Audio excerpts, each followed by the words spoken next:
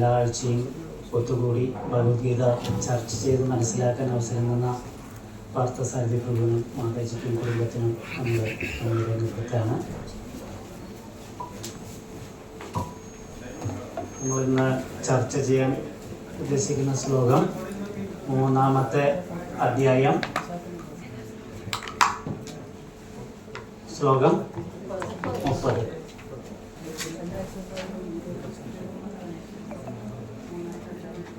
എന്താ 3-ാമത്തെ അധ്യായത്തിന്റെ പേര്?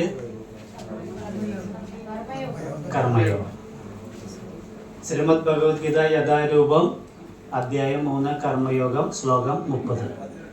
മയി സർവാണി കർമാണി മയി സർവാണി കർമാണി മയി സർവാണി കർമാണി മയി സർവാണി കർമാണി സംന്യസ്യാധ്യാത്മചേതസാ സംന്യസ്യാധ്യാത്മചേതസാ നിരാശിർനിർമമോ ഭൂത്വാ നിരാശിർനിർമമോ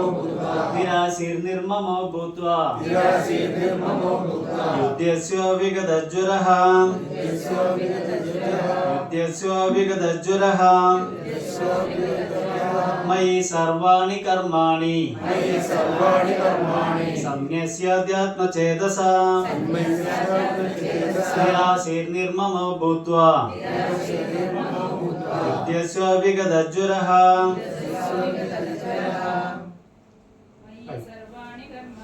മയി സർവാണി കർമാണി സന്യസ്യാത്മചേതസാ നിരാശിർനിർമമോ ഭൂത്വാ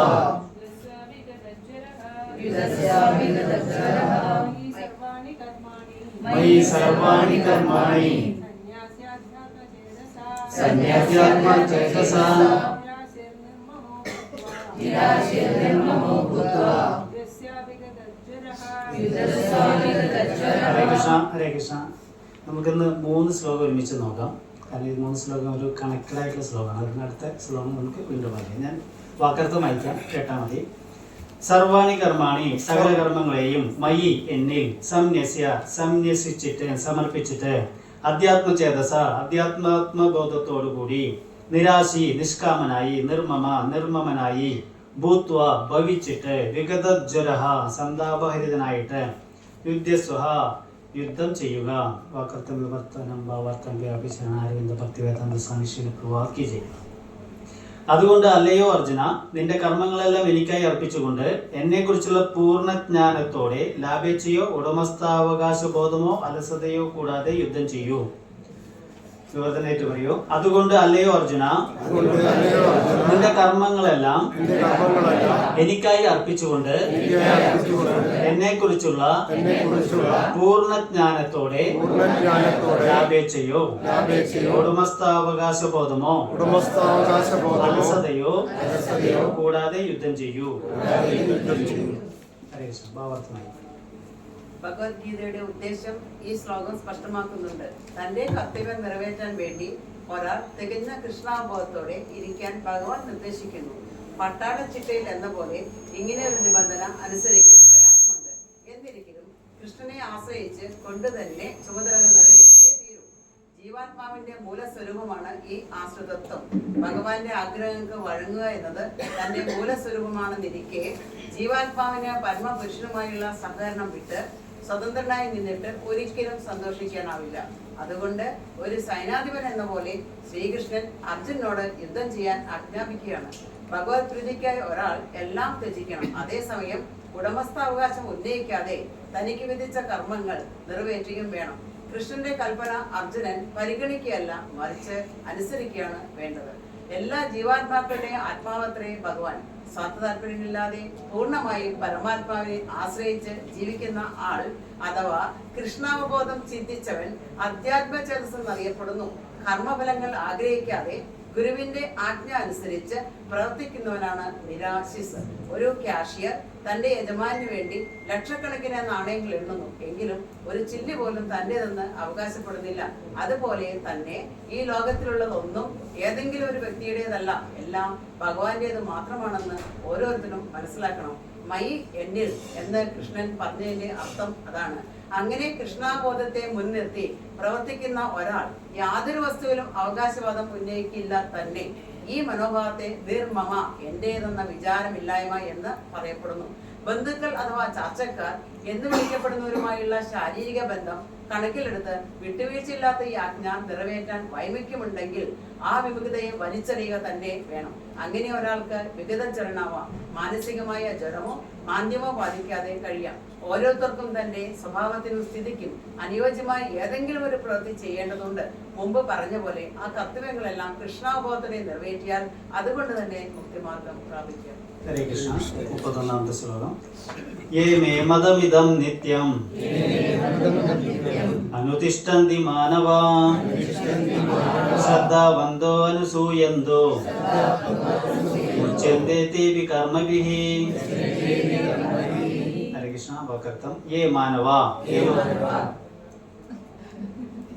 ഏത് മനുഷ്യർ എന്റെ എന്റെ ഇതം മതം, ഈ നിർദ്ദേശത്തെ ശ്രദ്ധാവന്തഃ, വിശ്വാസത്തോടും ഭക്തിയോടും കൂടി, അനുസൂയന്തഃ, അസൂയയില്ലാത്തവരായിട്ട്, നിത്യം എന്നും, അനുതിഷ്ഠന്തി അനുഷ്ഠിക്കുന്നുവോ, തേ അഭി അവരും കൂടി, കർമ്മഭിഹി കാമ്യകർമ്മങ്ങളുടെ ബന്ധനത്തിൽ നിന്നും, മുച്യന്തെ മോചിപ്പിക്കപ്പെടുന്നു. വാക്കാർത്ഥം വിവർത്തനം ഭാവാർത്ഥം വ്യാപേക്ഷനാരന്റെ ഭക്തികർമ്മ സംശയങ്ങൾ വാക്കി ചെയ്യും.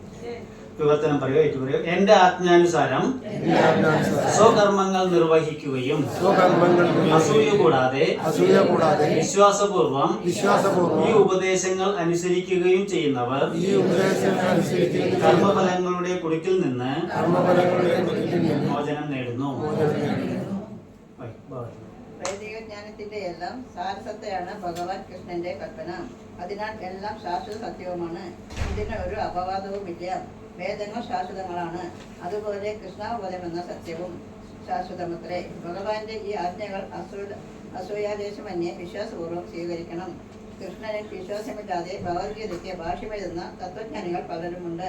കർമ്മങ്ങളുടെ കുരുക്കിൽ നിന്ന് അവർക്ക് ഒരിക്കലും മോചനമില്ല.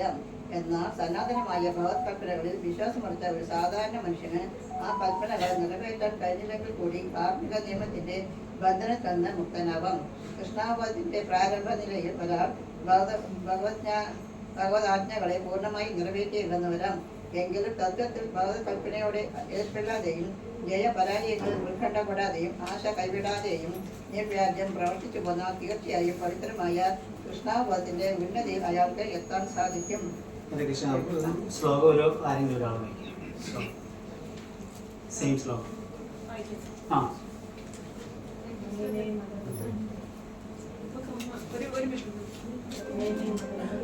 മതമിദം നിത്യം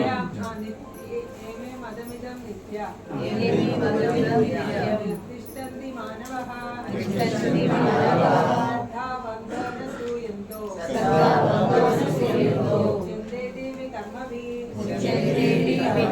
ഹരേ കൃഷ്ണ. അടുത്ത ശ്ലോകം നോക്കാം. 32. യേതദഭ്യുസൂയന്തോ അനുതിഷ്ഠന്തി മേ മദം സർവജ്ഞാനവിമൂഢാംസ്താൻ ഇതി നഷ്ടാന ചേതസഃ. ശ്ലോകം. ഏതേദഭ്യുസൂയന്തോ നാനുതിഷ്ഠന്തി മേ മദം സർവജ്ഞാനാവിമൂഢാസ്താൻ വിധി നഷ്ടാന ചേതസഃ. ഹരേ കൃഷ്ണ. വാക്കർത്ഥം. ഏതു യാതൊരുവരാകട്ടെ, അഭ്യുസൂയന്തഃ അസൂയവശന്മാരായിട്ട്, മേ എന്റെ, ഏതത് മതം ഈ ഉപദേശത്തെ, ന അനുതിഷ്ഠന്തി അനുസരിക്കുന്നില്ലയോ, സർവജ്ഞാന വിമൂഢാൻ യാതൊരറിവുമില്ലാത്ത മൂഢരായ താൻ അവരെ, അചേതസഃ കൃഷ്ണാവബോധമില്ലാതെ, നഷ്ടാൻ നഷ്ടന്മാരെന്ന് നശിച്ചവരെന്ന് വിധി നീ മനസ്സിലാക്കിയാലും. വാക്കർത്ഥം വിവർത്തനം ഭാവാർത്ഥം വ്യാപേക്ഷനാരന്റെ ഭക്തിവേദാന്ത സംശയം വാക്കി ചെയ്യും. ഹരേ കൃഷ്ണ. വിവർത്തനമായിട്ട് പറയൂ. അസൂയാലുക്കളായി എന്റെ ഉപദേശങ്ങളെ അവഗണിക്കുകയും അനുസരിക്കാതിരിക്കുകയും ചെയ്യുന്നവരെ ഒട്ടും അറിവില്ലാത്തവരും മൂഢരുമായി കണക്കാക്കണം. പൂർണ്ണത നേടുന്നതിനുള്ള അവരുടെ യത്നങ്ങൾ വിഫലമാക്കപ്പെടുകയും ചെയ്യുന്നു. കൃഷ്ണ അവബോധ ആവാനാകാതിരുന്നാലുള്ള അപാകത ഇത് വിവരിക്കുന്നു. ഒരു ഉയർന്ന ഭരണാധികാരിയുടെ ആജ്ഞ ലംഘിക്കുമ്പോൾ അതിന് ശിക്ഷയുണ്ട്. പരമദിവ്യോത്തമ പുരുഷന്റെ ആജ്ഞ ലംഘിക്കുന്നവനും തീർച്ചയായും ശിക്ഷാർഹൻ തന്നെ. അനുസരണക്കേട്ട അയാൾ എത്ര വലിയവനായാലും ശരി, ഹൃദയശൂന്യത കൊണ്ട് ആത്മാവിനെ കുറിച്ചോ പരബ്രഹ്മത്തെ കുറിച്ചോ പരമാത്മാവിനെ കുറിച്ചോ ഭഗവാനെ കുറിച്ചോ ഒന്നും അറിയാത്തവനാണ്. അതുകൊണ്ട് ജീവിതത്തിന്റെ പരിപൂർണതയെ പറ്റി അയാൾക്ക് അറിയാൻ വകയില്ല.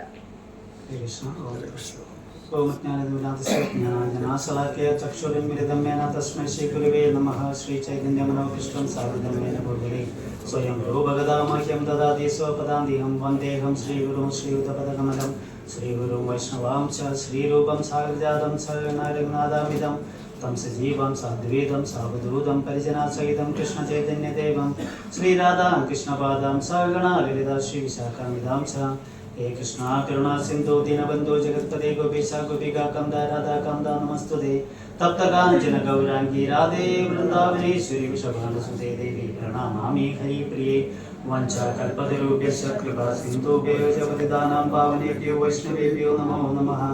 जय श्री कृष्ण चैतन्य प्रभु नित्यानंद श्री अद्वैत गदाधर श्रीवासादि गौरभक्तवृंद. हरे कृष्णा कृष्ण कृष्ण हरे राम राम राम हरे हरे.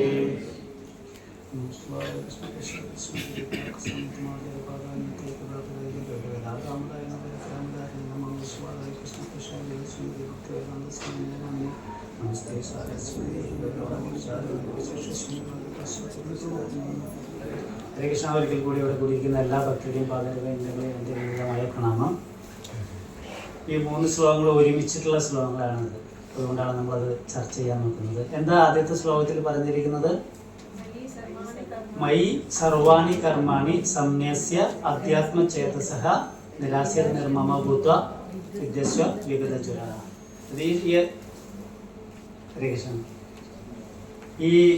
ഈ ശ്ലോകം ഭക്തിയോഗയുടെ സ്റ്റേജുകളെ കുറിച്ചിട്ടാണ് പറയുന്നത്, അല്ലേ? നമ്മൾ 2ാമത്തെ അധ്യായത്തിൽ ഭക്തിയോഗയുടെ ക്യാരക്ടറിസ്റ്റിക്സ്, സ്വഭാവ ഗുണത്തെ കുറിച്ച് മനസ്സിലാക്കിയിട്ടുണ്ടായിരുന്നു.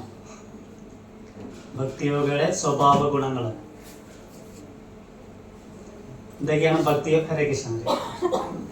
ഭക്തിയോഗയുടെ സ്വഭാവ ഗുണങ്ങൾ, ക്യാരക്ടറിസ്റ്റിക്സ് എന്താ നമ്മൾ പഠിച്ചത്? 2ാമത്തെ അധ്യായം 39, 40, 41.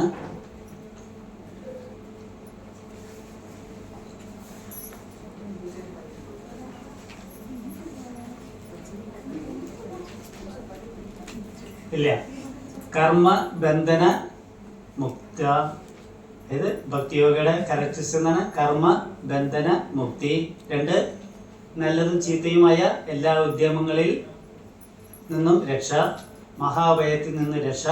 പിന്നെ ലാസ്റ്റ് പറയുന്നത് എന്താണ്? ദൃഢനിശ്ചയം.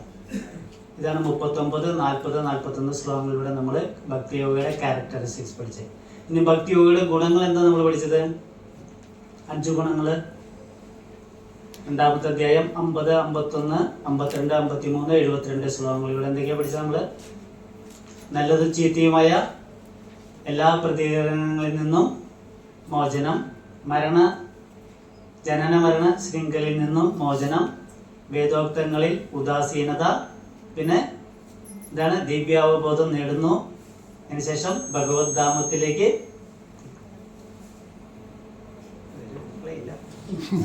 ഹരേ കൃഷ്ണ. ഇന്നത്തെ ഈ ശ്ലോകത്തിൽ പറയുന്ന ഭക്തിയോഗയുടെ സ്റ്റേജുകളാണ് പറയുന്നത്. ഇവിടെ ഇതിലത്തെ 5 വാക്കുകൾ വളരെ പ്രധാനമാണ്. ഏതൊക്കെയാണ്? 1 മയി, പിന്നെ അധ്യാത്മ ചേതസ, പിന്നെ നിരാശിർ നിർമ്മമ വിഗതജ്വര. ഭഗവാൻ ഇത് ആക്ച്വലി പറഞ്ഞ്, അതായത് അർജുനനോട് ഭഗവാൻ കുറേ ശ്ലോകങ്ങളായിട്ട് പറഞ്ഞു കൊടുക്കുന്നുണ്ട്. ഇനി നിന്റെ കർത്തവ്യം ചെയ്യൂ. പക്ഷെ ഈ ശ്ലോകത്തിൽ ഭഗവാൻ ഭക്തിയിലൂടെ കർത്തവ്യം ചെയ്യുന്നതിനെ കുറിച്ചിട്ട് പറഞ്ഞു കൊടുക്കുകയാണ് ചെയ്യുന്നത്. എന്താണ് ആദ്യത്തെ നമുക്ക് നോക്കാം. എന്താ ഈ അധ്യാത്മചേതസ എന്ന് പറഞ്ഞു കഴിഞ്ഞാൽ? ഭാവാർത്ഥത്തിൽ പറയുന്നുണ്ട്. അധ്യാത്മചേതസ എന്ന് പറഞ്ഞു കഴിഞ്ഞാൽ അതായത് പൂർണ്ണമായിട്ടും ഭഗവാനിൽ ആശ്രയിച്ച് ജീവിക്കുക, ഭഗവാന്റെ ആശ്രിതത്തിൽ ജീവിക്കുക എന്നാണ് പറയുന്നത് അധ്യാത്മചേതസ. നമ്മൾ പൂർണ്ണമായിട്ടും ഭഗവാന്റെ ശരണാഗതി അടഞ്ഞുകൊണ്ട് ഭഗവാന്റെ ആശ്രിതത്തിൽ ജീവിക്കണം. അതാണ് അധ്യാത്മചേതസ. മയി എന്ന് പറഞ്ഞ ഇവിടെ എന്താ? അതായത് ഈ ലോകത്തിലുള്ള എല്ലാം ആരുടെയും അല്ല. ഈ ലോകത്തിൽ നിന്നല്ല, ഈ 3 ലോകത്തിലുള്ളതും ആരുടെയും അവകാശപ്പെട്ടതല്ല. അതാണ് മൈ എന്നതുകൊണ്ട് ഇവിടെ ഉദ്ദേശിക്കുന്നത്. അത് ആർക്ക് അവകാശപ്പെട്ടതാണ്? ഈശാവാസ്യ പ്രിൻസിപ്പിളാണ്, ഈശാവാസ്യ തത്വം. ഈശാവാസ്യത്തിലെ 3 ശ്ലോകങ്ങൾ, ആദ്യത്തെ 3 മന്ത്രങ്ങൾ, 1, 2, 3 മന്ത്രങ്ങൾ എന്താ പറയുന്നത്? ഈശാവാസ്യം ഇതം സർവം യത്കിഞ്ച ജഗത്യം ജഗത് തേന തെക്തേന പുഞ്ചിത മാഗത കശ്യസ്വീതനം. ഏത് ഈ ജഗത്തിലുള്ള എല്ലാ വസ്തുക്കളും ആരുടെ ഉടമസ്ഥതയിലുള്ളതാണ്? അതറിഞ്ഞ് നമ്മൾ ജീവിക്കുക. നമ്മൾക്ക് ഓരോ ജീവാത്മാവിനും ജീവിക്കേണ്ടതെല്ലാം കോട്ട അവിടെ ഭഗവാൻ തന്നിട്ടുണ്ട്. അതാണ് ഈശാവാസ്യ പ്രിൻസിപ്പിൾ. ഇത് മൈ എന്നുകൊണ്ട് ഉദ്ദേശിക്കുന്നത് അതാണ്. ഇനി അങ്ങനെ അറിഞ്ഞുകൊണ്ട് ജീവിക്കുകയാണെന്നുണ്ടെങ്കിൽ എന്താ നെക്സ്റ്റ് ശ്ലോകം പറയുന്നത്? കുർവന്നേവഹ കർമാണി ജിജീവിശേക്ഷതം സമഹ ഏവം ത്വയി ജ്ഞാന്യദോസ്തി ന കർമ്മേ ലിപ്യതേ നര. അതായത് ഇങ്ങനെ ഈശാവാസ്യ പ്രിൻസിപ്പിൾ അറിഞ്ഞുകൊണ്ട് മറ്റുള്ളവരുടെ കോട്ടയിൽ കൈ കടത്താണ്ട് നമ്മൾക്ക് ഭഗവാൻ അനുവദിച്ചു തന്നത് മാത്രം നമ്മൾ അനുഭവിച്ച് മുന്നോട്ട് പോകണമെങ്കിൽ എന്തുണ്ടാവും? അവർക്ക് നാ കർമ്മ ലിപ്യതേ, അവർക്ക് കർമ്മ ബന്ധനം ഉണ്ടാവില്ല. അങ്ങനെ അതിന്റെ ഭാവാർത്ഥത്തിൽ പ്രഭുപാദ് പറയുന്നുണ്ട്, അങ്ങനെയുള്ള താല്പര്യത്തോട് കൂടിയിട്ട് 1000 വർഷം വരെ ജീവിക്കാൻ നമ്മൾക്ക് ആഗ്രഹിക്കണം. എത്ര വർഷം വരെ ജീവിച്ചാലും കുഴപ്പമില്ല. കാരണം മറ്റുള്ളവരുടെ കോട്ടയിൽ നമ്മൾ കൈ കടത്തുന്നില്ല, നമ്മൾക്ക് അവകാശപ്പെട്ടതിൽ മാത്രം നമ്മൾ സന്തോഷിച്ച് ജീവിക്കുന്നു. 3-ാമത്തെ ശ്ലോകം പറയുന്നത് എന്താണ്? ഇനി ഇത് ഭഗവാന്റെ ഈശാവാസ്യ പ്രിൻസിപ്പിളിന് എതിരെ ആരാണ് നിൽക്കുന്നത്? ആസൂര്യനാമത്തെ ലോക അന്തേന തംസാവൃത തംസ്തേ പ്രേത്യാഭിഗച്ഛന്തി ഏകേച്ചാത്മഹനോജന. ആത്മഹനന, അതായത് ആത്മാവിനെ ഹനിക്കുന്നവനാവും ആര്? ഈ ഭഗവാന്റെ പ്രിൻസിപ്പിളിനെ മനസ്സിലാക്കാതെ ജീവിക്കുന്നവൻ. ഇവിടെ മൈ എന്ന് പറയുന്ന ഉദ്ദേശിക്കുന്നത് അതാണ്. പിന്നെ എന്താ പറയുന്നത്? നിരാശയിൽ. നിരാശ എന്ന് പറഞ്ഞാൽ എന്താണ്? അതായത് ഭഗവാനാണ് എന്ത്? സർവ പരമ ദിവ്യോത്തമ പുരുഷൻ ഭഗവാനാണ്. അതുപോലെ തന്നെ എന്താ പറയാ, ഭഗവാൻ തന്നെയാണ് യജമാനൻ. അപ്പൊ അങ്ങനെയുള്ള ആ യജമാനനെ സേവിക്കലാണ് ഒരു ജീവാത്മാവിന്റെ കടമ. അപ്പൊ അങ്ങനെയുള്ള ഒരു ജീവാത്മാവിനെ ഭഗവാനെ സേവിക്കുകയാണെന്നുണ്ടെങ്കിൽ ആ സേവയിൽ നിന്നും കിട്ടുന്ന, അല്ലെങ്കിൽ നമ്മൾ ചെയ്യുന്ന കർമ്മത്തിൽ നിന്നും കിട്ടുന്ന ആ റിസൾട്ട്, ഫലം, അതിൽ ആഗ്രഹം ഉണ്ടാവുമോ? ഉണ്ടാവുമല്ലോ. ആ ഒരു ബോധത്തോടു കൂടിയിട്ട് നമ്മൾ കർമ്മം ചെയ്യണം, നിരാശയിൽ. അല്ലാണ്ട് നമ്മളിപ്പോൾ സാധാ പറയും ഒരു കർമ്മം ചെയ്യണം, അതിൻ്റെ ഫലം ഒഴിവാക്കുക, അതല്ല അതിൻ്റെ ശരിക്കുള്ള ഉത്തരം. ഇത് നമ്മളൊരു എന്താ പറയുക, ദാസനാണ്, നമ്മൾ ഭഗവാൻ യജമാനനാണ്.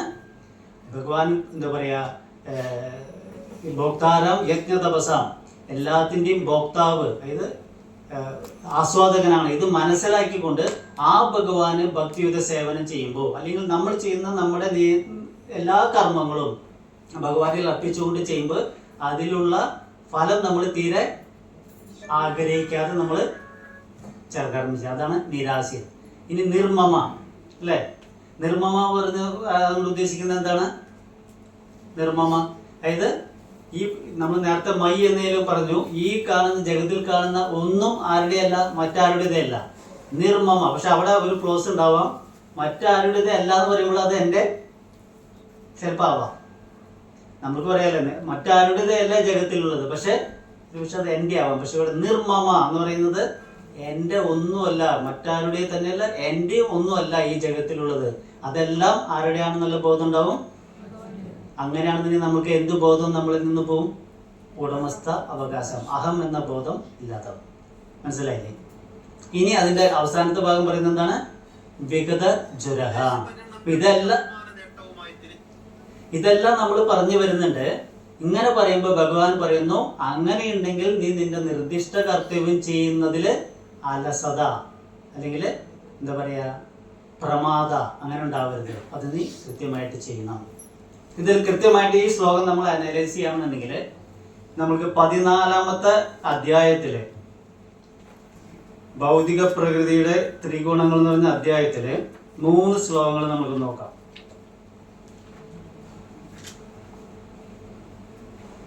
ഇത് 14-ാമത്തെ അധ്യായം 12-ാമത്തെ ശ്ലോകത്തിന്റെ പേജ് നമ്പർ 716.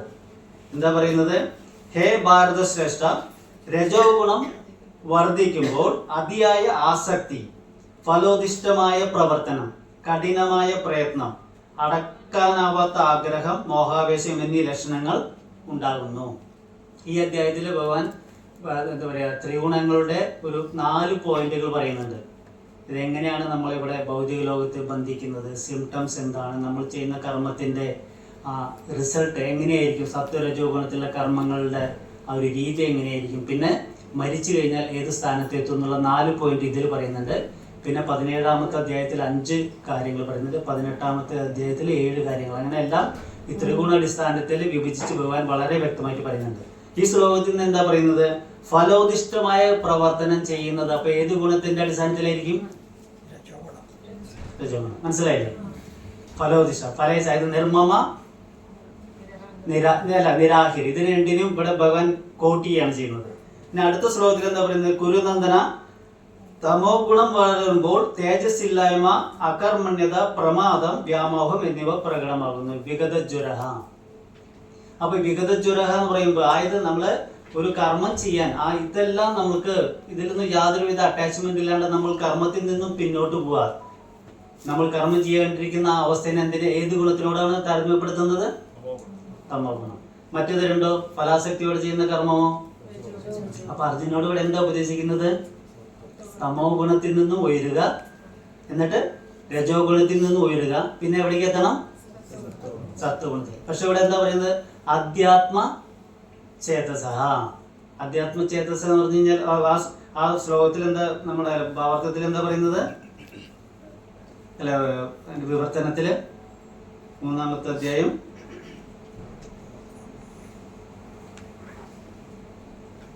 എന്നെ കുറിച്ചുള്ള പൂർണ്ണ ജ്ഞാനം. എന്താ പറയുന്നത്? പൂർണ്ണ ജ്ഞാനം. ജ്ഞാനം ഏത് ഗുണത്തിൽ നിന്ന് ഉത്ഭവിക്കുന്നത്?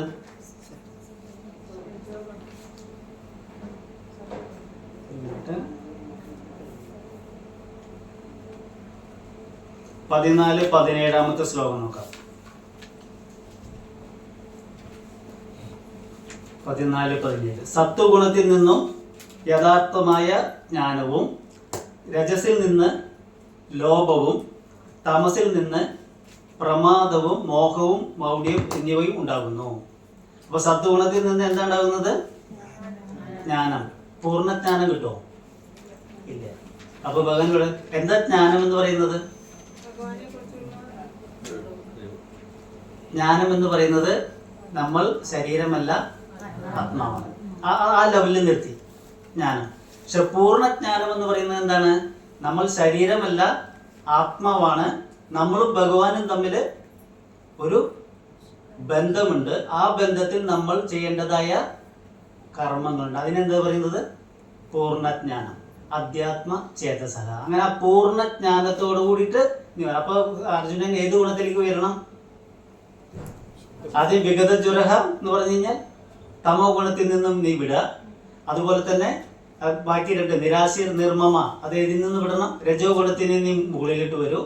അധ്യാത്മ ചേതസഹ, സത്വഗുണത്തിൽ നിന്നും നിനക്ക് ജ്ഞാനം കിട്ടും. പക്ഷെ ആ ജ്ഞാനത്തിൽ നിന്നും നീ മുകളിലിട്ടു. അപ്പൊ ഏത് ഗുണത്തിൽ വരണം? നീ ശുദ്ധ സത്വഗുണത്തിൽ വന്ന് എനിക്ക് വേണ്ടി നീ കർമ്മം ചെയ്യണം. ഇതാണ് ആ ശ്ലോകങ്ങളിൽ നിന്ന് നമുക്ക് മനസ്സിലാക്കുന്നത്. 2:47 ശ്ലോകങ്ങളിൽ നമ്മൾ പല പ്രാവശ്യം ഇവിടെ ചർച്ച ചെയ്തിട്ടുണ്ടായിരുന്നു. എന്താ ശ്ലോകത്തിൽ പറയുന്നത്? കർമ്മണ്യേവാധികാരസ്ഥേ വേദന യദുപുർ മാത്തേ സങ്കോസ്ത അകർമ്മണി.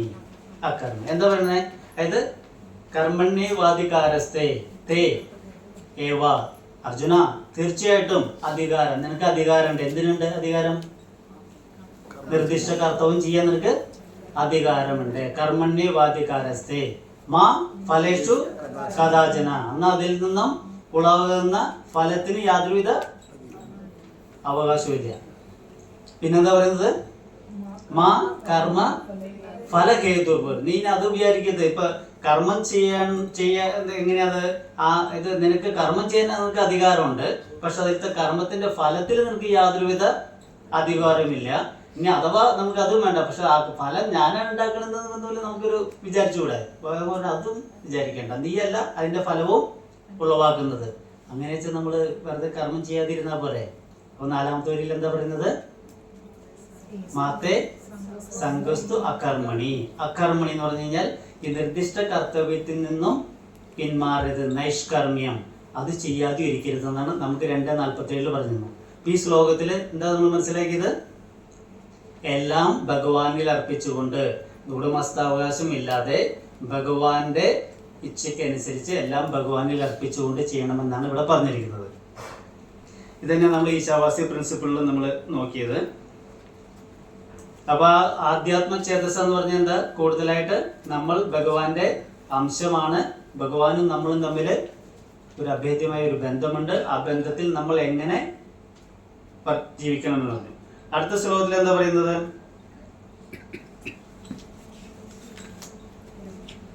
ഈ എന്റെ ആജ്ഞാനുസാരം സ്വകർമ്മങ്ങൾ നിർവഹിക്കുകയും അസൂയ കൂടാതെ വിശ്വാസപൂർവം ഈ ഉപദേശങ്ങൾ അനുസരിക്കുകയും ചെയ്യുന്നവർ കർമ്മഫലങ്ങളുടെ കുടുക്കിൽ നിന്നും മോചനം നേടുന്നു.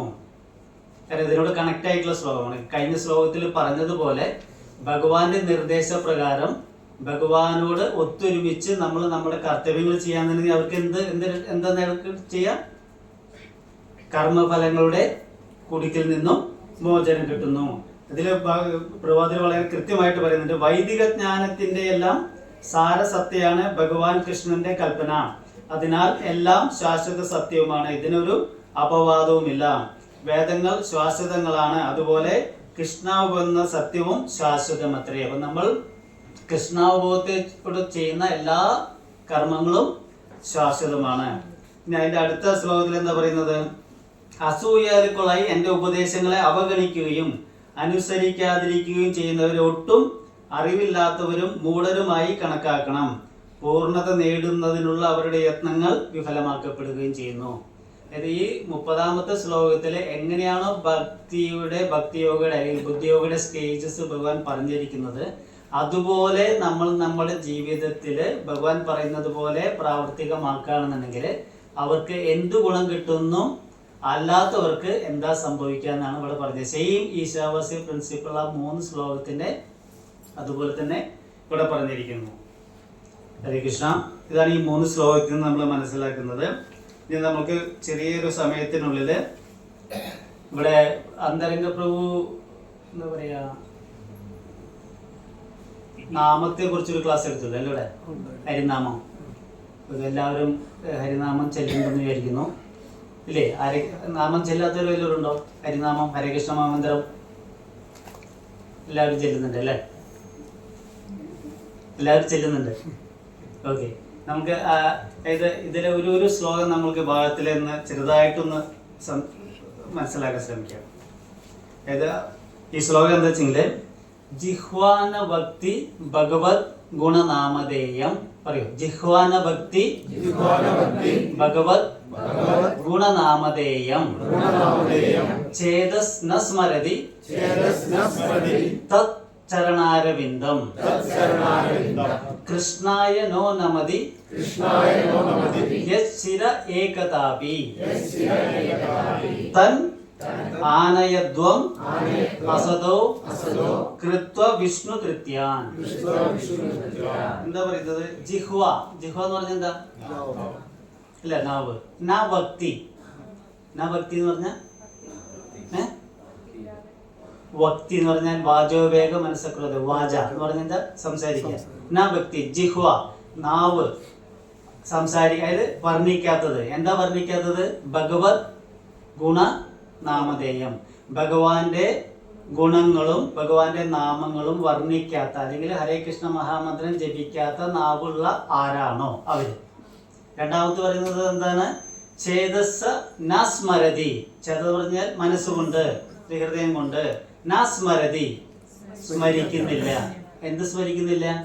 തത് ചരണാരവിന്ദം, ആ ഭഗവാന്റെ പാതാരവിന്ദങ്ങളെ ആരാണോ സ്മരിക്കാത്തത്. ഒന്നാമത്തെ എന്താണ്? ജിഹ്വ, ഇത് നാവ് കൊണ്ട്. ന ഭക്തി ഭഗവത് ഗുണ നാമധേയം. രണ്ടാമത് പറയുന്നത് ചേതശ്ച ന സ്മരതി തത് ചരണാരവിന്ദം. മൂന്നാമത് എന്താ പറയുന്നത്? കൃഷ്ണായ നോ നമതി. കൃഷ്ണായ എന്ന് പറഞ്ഞാൽ എന്താണ്? അല്ലെങ്കിൽ കൃഷ്ണന് ഇത് ഭഗവാൻ ഇരിക്കുന്നത് എവിടെയാണ്? ഗോലോക വൃന്ദാവനത്തിൽ. ഇവിടെ നമ്മൾ ഭഗവാനെ എങ്ങനെയാ കാണുന്നത്? ഭഗവാനെ നമ്മൾ ഏത് രീതിയിലാണ് ഭഗവാനെ ദർശിക്കുന്നത്? ഭഗവാന്റെ അർച്ച വിഗ്രഹം അല്ലേ, അമ്പലങ്ങളിലെ അർച്ച വിഗ്രഹം, അതാണ് കൃഷ്ണായ ഉദ്ദേശിക്കുന്നത്. ഭൗതിക ലോകത്തുള്ള ഭഗവാന്റെ അർച്ച വിഗ്രഹത്തിന്റെ മുന്നില് നമതി എന്ത് നമസ്കരിക്കുന്നില്ല. എന്തുകൊണ്ട് നമസ്കരിക്കുന്നില്ല? ശിര എന്ന് പറഞ്ഞു കഴിഞ്ഞാൽ ശിരസ്, ആരുടെ ശിരസാണോ ഭഗവാന്റെ മുമ്പിൽ, അമ്പലത്തിലുള്ള ഭഗവാന്റെ മുന്നില് നമസ്കരിക്കാത്തത്, യശ്ചരതി ഏകദാവി, ഒരു വട്ടെങ്കിലും നമസ്കരിക്കാത്ത ആരെങ്കിലും ഉണ്ടെങ്കിൽ താൻ അസതോ, ആ അഭക്തന്മാരെ, അസത്ത് എന്ന് പറഞ്ഞ ഉദ്ദേശിക്കുന്നത് അഭക്തൻ, താൻ അസതോ എന്താ ആനയത്വം, അവരെ പിടിച്ചുകൊണ്ടിരാനാ പറയണത്. ആരുടെ അടുത്തേക്ക് പിടിച്ചുകൊണ്ടിരാൻ പറയുന്നത്? എന്താ കാരണം? അകൃതഃ, അവര് അവരുടെ കർമ്മങ്ങൾ ചെയ്തിട്ടില്ല. എന്ത് കർമ്മം ചെയ്തിട്ടില്ല? വിഷ്ണു കൃത്യാൻ, ഭഗവാനോടുള്ള കർത്തവ്യം. ഒരു മനുഷ്യന്റെ ശരീരം കിട്ടിക്കഴിഞ്ഞാൽ ചെയ്യേണ്ട കർത്തവ്യം ചെയ്യാത്ത അവരെല്ലാം എന്റെ അടുത്തേക്ക് പിടിച്ചു കൊണ്ടുവരും. ഇതാരാ പറയണേ? ആരാ പറയുന്നത്? ഭാവം പിടിക്കുന്നത് യമരാജ് പറയുന്നതാണ്, യമദൂതന്മാരോട് പറയുന്നതാണ്. 6-ാമത്തെ സ്കന്ധത്തില് മതജിക്ക് എടുത്തറിയാം, വേദാഭ്യാസത്തിൽ എടുത്തതിന് 6-ാമത്തെ സ്കന്ധം 3-ാമത്തെ 6:3:29. ഈ ശ്ലോകത്തിൽ എന്താ പറയുന്നത്? ഇതെന്താ പറയാൻ കാരണം? അജാമിളനെ എന്താ പറയാ വിഷ്ണു ദൂതന്മാരിൽ നിന്നും രക്ഷിച്ചു അല്ലെ? ആര് രക്ഷിച്ചു? യമദൂതന്മാരിൽ നിന്നും രക്ഷിച്ചു. രക്ഷിച്ചതിന് ശേഷം ഈ യമദൂതന്മാര് പോയിട്ട് എവിടെ പോയി? യമരാജിന്റെ അടുത്ത് ചെന്നു. യമരാജിന്റെ അടുത്ത് നിന്നിട്ട് അവരുടെ സങ്കടം ബോധിപ്പിക്കുകയാണ്. ഞങ്ങൾ ഒരാളെ, നമ്മുടെ നിയമം അനുസരിച്ച് ഒരാളെ കൊണ്ടുവരേണ്ട ഒരാളെ നമുക്ക് കിട്ടേണ്ടതാണ്. പക്ഷെ അവിടെ 4 സുന്ദരന്മാരായ 4 പേര് വന്നു. 4 പേര് വന്നിട്ട് അത് നമ്മളിൽ നിന്ന് അവനെ രക്ഷിച്ചു കൊണ്ടുപോയി. അതുകൊണ്ട് പറഞ്ഞു വരൂ, ഞങ്ങൾ വിചാരിക്കുന്നത് നിങ്ങളാണ് എല്ലാത്തിൻ്റെയും അധിപൻ. നമ്മുടെ നാട്ടിലില്ലേ പല കോർട്ടുകൾ, പല ഇല്ലേ, ഡിവിഷൻ ബെഞ്ച്, ജില്ലാ കോടതി, ഹൈക്കോടതി, അത് കഴിഞ്ഞാൽ ഏറ്റവും വലിയ കോടതി ഏതാ? ഞങ്ങൾ വിചാരിക്കുന്നത് നിങ്ങളാണ് സുപ്രീം കോടതി. പക്ഷെ ഇതിനും വലിയ അധികാരമുള്ള ആരെങ്കിലും ഉണ്ടോ എന്ന് ചോദിച്ചു. അപ്പൊ കാരണം ഇത് അവര് മാറ്റാനുള്ള കാരണം എന്താണെന്ന് അവര് പറഞ്ഞു. അദ്ദേഹം എന്താ ജപിച്ചത്? നാരായണ എന്ന് പറഞ്ഞു. അതുകൊണ്ടാണ് അവരിൽ നിന്നും എനിക്ക് എന്നതിന് ശേഷം അവിടെ യമരാജാവ് ഈ യമദൂതന്മാർക്ക് പറഞ്ഞു കൊടുക്കുകയാണ് എന്ത്? ഈ സത്യങ്ങള്. ആരാ യമരാജാവ് ശരിക്കല്? നമ്മൾ നേരത്തെ പറഞ്ഞിട്ടുണ്ടായിരുന്നു 12 പേര്. ആരൊക്കെ 12 പേരുള്ളത്? 12 മഹാജന്മാരില്ല. പഠിച്ചു അത്? നമ്മൾ നേരെ ഒരു ഷോർട്ട് ഫോമിൽ പറഞ്ഞിട്ടുണ്ടായിരുന്നു. B3, K2, S3, JNPY. B3 എന്ന് പറഞ്ഞാൽ എന്താണ്? ബിയില് ബ്രഹ്മാവ്, ഭീഷ്മ, ബലി മഹാരാജാവ്. K2 കുമാര, കപില. S3 ശിവ, സുഖദേവ ഗോസ്വാമി, സ്വയംഭൂമനു. JNPY ജനക മഹാരാജാവ്, നാരദമുനി, പ്രഹ്ലാദ് മഹാരാജാവ്, യമരാജാവ്. അങ്ങനെയുള്ള എന്നിട്ട് ആ ചാപ്റ്ററിൽ വരുന്നുണ്ട് 2 ശ്ലോകങ്ങൾ. ഈ 12 മഹാജന്മാർ പറയുന്നുണ്ട്, ഈ 11 പേരും ഞാനും ആണ് ഈ പരമസത്യത്തെ അല്ലെങ്കിൽ ഈ അബ്സല്യൂട്ട് ട്രൂത്തിനെ ശരിയായി മനസ്സിലാക്കിയവരും പ്രചരിപ്പിക്കുന്നുണ്ട്. അങ്ങനെയുള്ള ഞാൻ നിങ്ങൾക്ക് പറഞ്ഞുതരാമെന്ന് എല്ലാം പറഞ്ഞു കൊടുക്കുന്നുണ്ട്. എന്നിട്ട് പറയാണ് എന്താണ്? ഇങ്ങനെയുള്ള ഒരു മനുഷ്യ ശരീരം കിട്ടിയതിന് ശേഷം 3 കൃത്യങ്ങൾ ചെയ്യാത്തവരെ അവരെ ആരായിട്ടാണ് കണക്കാക്കുന്നത്? അസതോ, എന്താണ്? Non devotees. അവരെ എൻ്റെ അടുത്തേക്ക് പിടിച്ചുകൊണ്ടുവരൂ. എന്താ ശ്ലോകം ഒന്നുകൂടി പറയാം.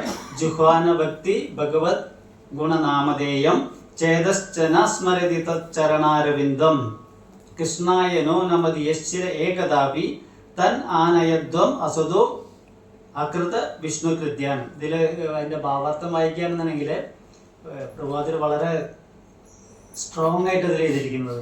ഇംഗ്ലീഷിൽ ഞാൻ വായിക്കാം. മൈ ഡിയർ സെർവൻ, പ്ലീസ്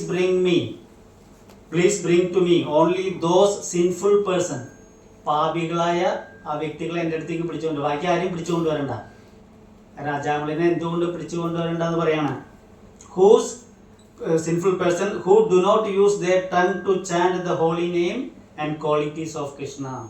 ഭഗവാന്റെ ഗുണങ്ങളും അതുപോലെ തന്നെ ഭഗവാന്റെ നാമം ചെല്ലാത്ത നാവുള്ള ആരുണ്ടോ അവരെ എൻ്റെ അടുത്ത് പിടിച്ചുകൊണ്ടുവരണം. Whose heads do not remember the lotus feet of Krishna even once.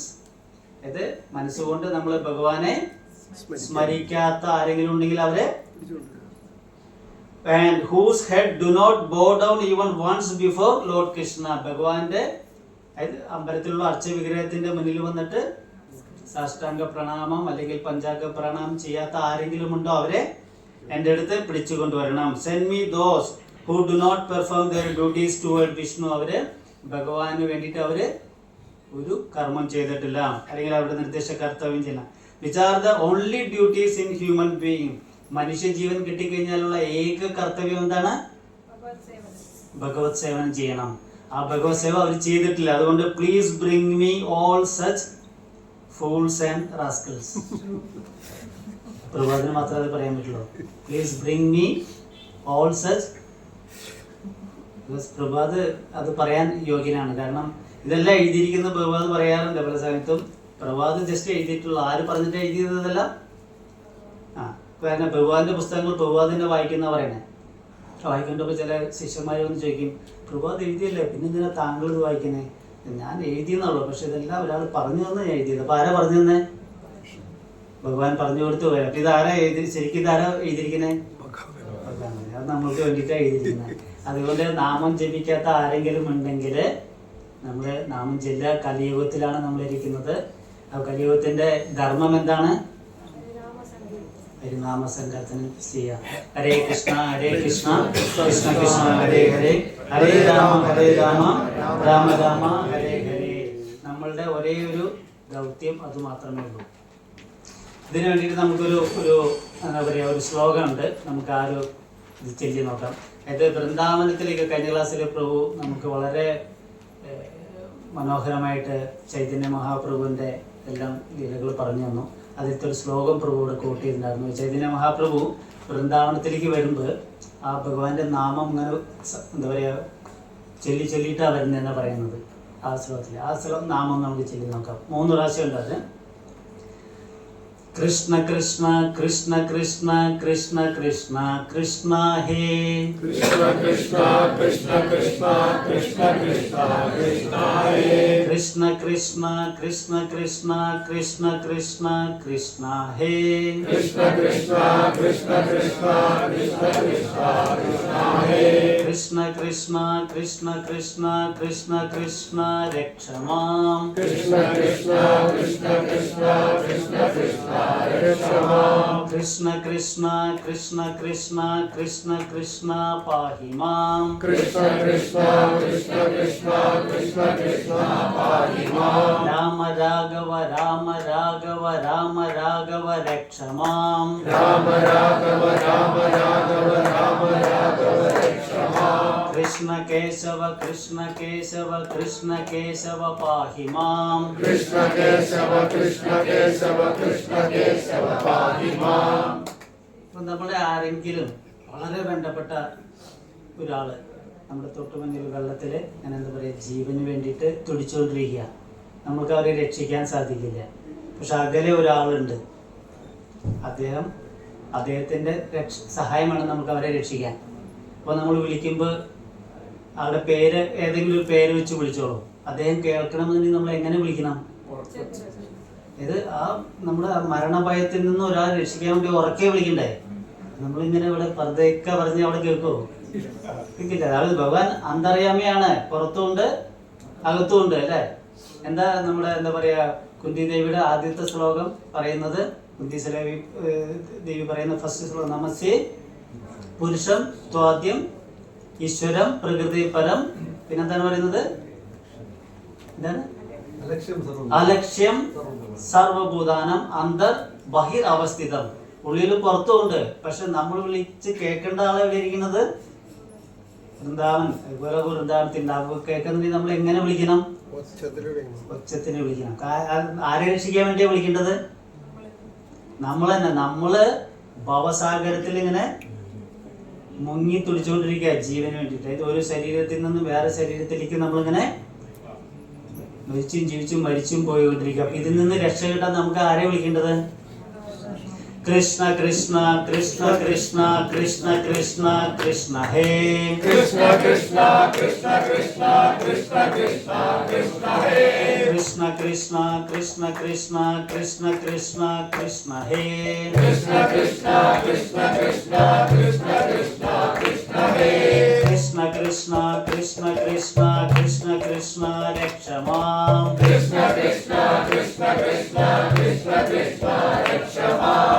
Krishna Krishna Krishna Krishna Krishna Krishna पाहि मां कृष्ण कृष्ण कृष्ण कृष्ण कृष्ण कृष्ण पाहि मां राम राघव राम राघव राम राघव रक्ष मां राम राघव राम राघव राम राघव रक्ष मां कृष्ण केशव कृष्ण केशव कृष्ण केशव पाहि मां कृष्ण केशव कृष्ण केशव कृष्ण केशव पाहि मां कृष्ण कृष्ण कृष्ण कृष्ण कृष्ण कृष्ण पाहि मां कृष्ण कृष्ण कृष्ण कृष्ण कृष्ण कृष्ण पाहि मां कृष्ण केशव कृष्ण केशव कृष्ण केशव पाहि मां कृष्ण केशव कृष्ण केशव कृष्ण केशव पाहि मां राम राघव राम राघव राम राघव रक्ष मां राम राघव राम राघव राम राघव रक्ष मां कृष्ण कृष्ण कृष्ण कृष्ण कृष्ण कृष्ण रक्ष मां कृष्ण कृष्ण कृष्ण कृष्ण कृष्ण कृष्ण रक्ष मां ഹരേ കൃഷ്ണ. ഇത്രയും പറഞ്ഞുകൊണ്ട് കാരണം കഴിഞ്ഞ ക്ലാസ്സിൽ ചൈതന്യ മഹാപ്രഭുവിനെ കുറിച്ച് വളരെ നന്നായിട്ട് വർണ്ണിച്ചുകൊണ്ട് അപ്പോൾ നമ്മൾ ആ ചൈതന്യ മഹാപ്രഭുവിൻ്റെ നമ്മളെല്ലാം നമ്മൾ ഈ ബ്രഹ്മമാധവ ഗൗഡിയ സമ്പ്രദായം ആരെയാണ് നമ്മൾ ഫോളോ ചെയ്യുന്നത്? നമ്മളെല്ലാം ആരായിട്ടാണ് മനസ്സിലാക്കുന്നത്? രൂപ അനുഗാമി അല്ലേ? രൂപാനുഗാമി. ചൈതന്യ മഹാപ്രഭു ആർക്കാ ശിക്ഷണം കൊടുത്തത്? രൂപ ഗോസ്വാമിക്കും സനാതന ഗോസ്വാമിക്കും. അവരുടെ ചൈതന്യ മഹാപ്രഭുവിൽ നിന്നും കേട്ടതാണ് അവർ പറഞ്ഞു തന്നിരിക്കുന്നത്. അതാണ് ശ്രീലപ്രഭുപാദർ നമുക്ക് പറഞ്ഞത്. അപ്പോൾ നമ്മൾ ഡയറക്റ്റ്ലി നമ്മൾ ആരെ ഫോളോ ചെയ്യുന്നത്?